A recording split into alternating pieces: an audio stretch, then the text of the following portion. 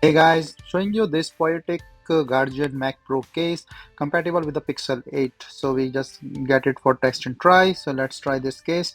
It's a full body hybrid shockproof bumper cover case with a built-in screen protector. So this comes in a two setting. So you can use it with the screen protector or without one. You can see that this one is without screen protector. So there is nothing. Or this insert have a screen protector so that I will show you. I preferred it with the screen protector, but let's try this. So this one is a MagSafe, so you can charge it with a MagSafe charger.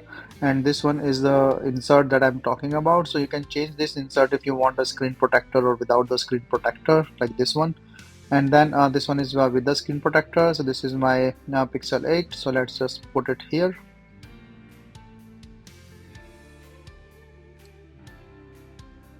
So be careful from the bottom as there is a charger cover, so it may stuck into it.